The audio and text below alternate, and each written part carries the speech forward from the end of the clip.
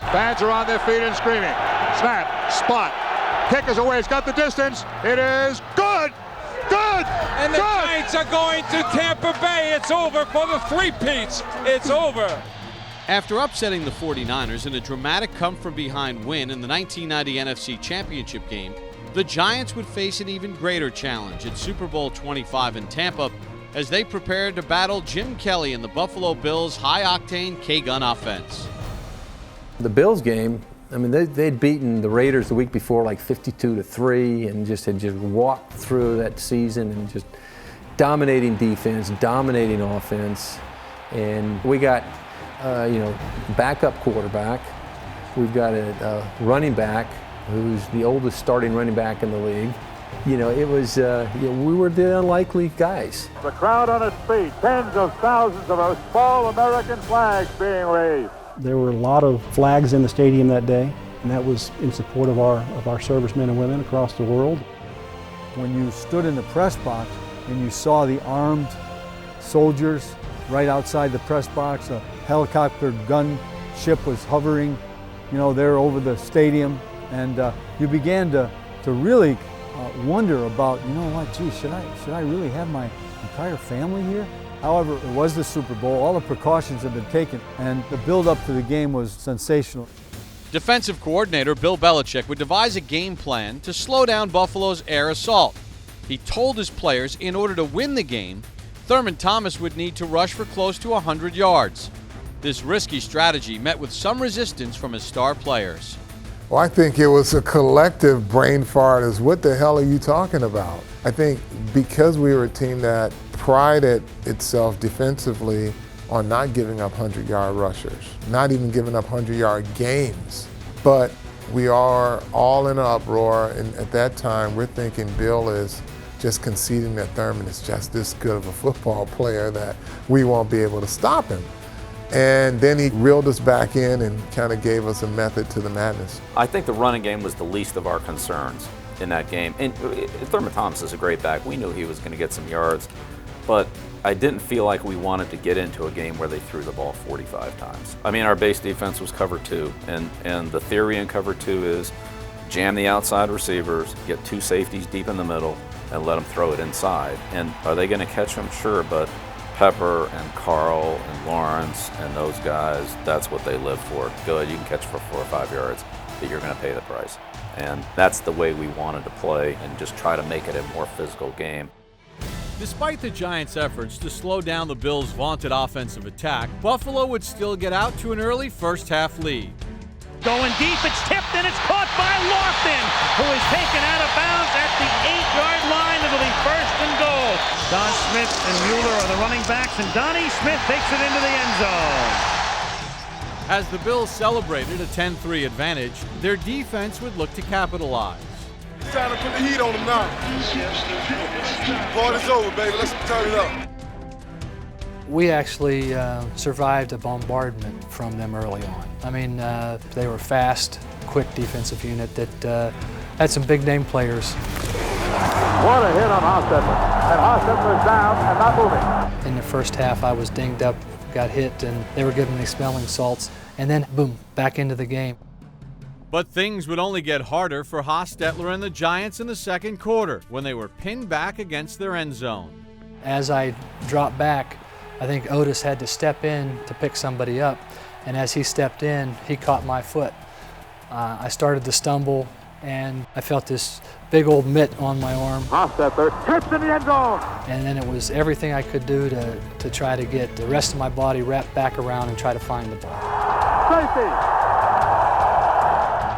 At the time, I was fired up just because, you don't want to give up a safety. It would cost us 2 points, but it ended up being a huge play. It could have turned the game completely the opposite way, but fortunately able to tuck it in and just give up 2. The Giants had taken the Bills' best shot, and like true champions, they picked themselves up and summoned the courage and strength to fight back even harder with a 2-minute drill before the half.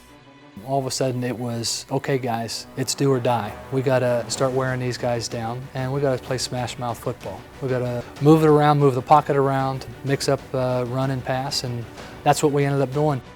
We drove the ball down, we started to get in position. Stephen Baker had done a great job throughout the year. Anytime you pressed him, he's so quick that he beats you. Third down, 10 at the 14, 30 seconds remaining in the half.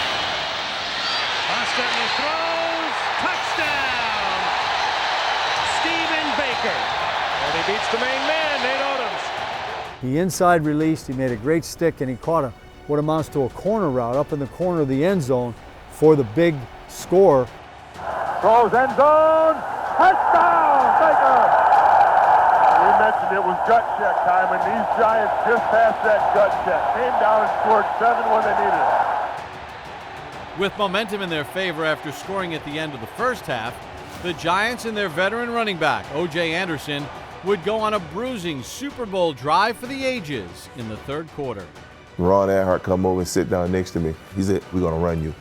I need you to give me all you got. We're going to just wear him down. So let's just go ram the ball up there, Gigi." You know, and that's what our plan was. Anderson again. Anderson into Buffalo territory. Mark Kelso comes in to make the hit. Look at him wind up. I mean, that is a punishing job of running. All game long, Kelso and I kept running to each other, and when I would collide with him, I would hear him go, oh. So I'm like, okay. So I figured if I could intimidate him thinking that I was going to really try to tear his head off, that he would think about how to tackle me. And look at Otis Anderson throw the uppercut. He looked like Muhammad Ali winding up, popped in with that stiff arm. In another signature play of the game, the drive would be kept alive with Mark Ingram's clutch reception on 3rd and 13. He's got Ingram for maybe a first down. He'll try to the 20. Yes, he got it. What effort. What effort. Just an unbelievable play. You know, stopping on a dime, twirling, hopping on one leg, everything that he could do to get that first down. That was sort of the signature of our whole team. Every individual that played in that game was doing the same thing. It was laying everything out on the line. He broke at least 5 tackles in getting that first down. And I remember saying to Mark Ingram himself after the game, in my opinion, that was the greatest non-scoring play in Super Bowl history up to that point, and I really believe that. This is a tremendous drive by the New York Giants. This is a championship drive. Look at that, over 9 minutes. This is the Super Bowl drive. What was the time, an hour that Buffalo's offense was off the field? Stunning. 2nd and goal at the 1. The Bills have not had the ball in the second half. Touchdown Anderson.